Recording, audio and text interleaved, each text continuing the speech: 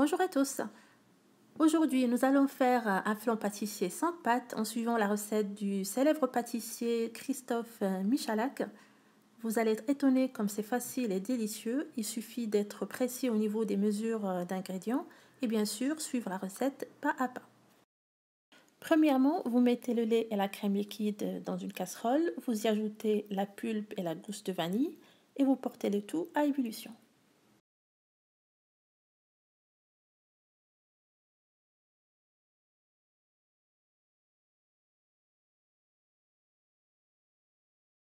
En même temps, vous mélangez les jaunes d'œufs avec les fécule de maïs et le sucre. Avec ce genre de recette, il nous reste toujours une quantité de blanc d'œuf derrière. On ne va pas la jeter. On va l'utiliser pour d'autres préparations comme les macarons ou les meringues. Ça se conserve très bien pendant 3 jours en boîte hermétique au frais. Sinon, on peut aussi les congeler pour les conserver plus longtemps jusqu'à ce qu'on ait besoin. J'ai donc versé le lait bouillant sur le mélange d'œufs en remuant. Je reverse le tout dans la casserole et je remets sur le feu pour laisser cuire pendant 30 secondes à ébullition tout en remuant constamment.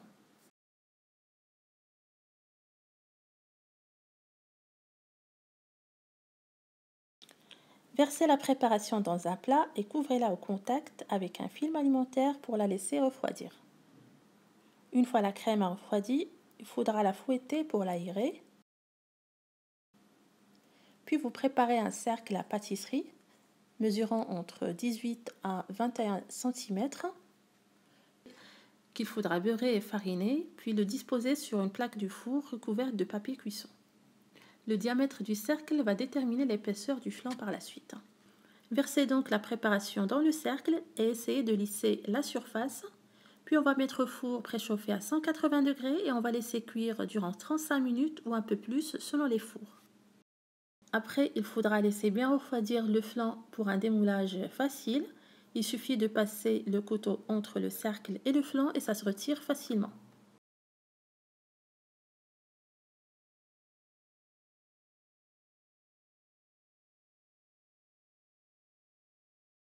Ce flan est un délice, ça vaut vraiment le coup de l'essayer. N'hésitez pas à le reproduire chez vous, à m'envoyer une photo.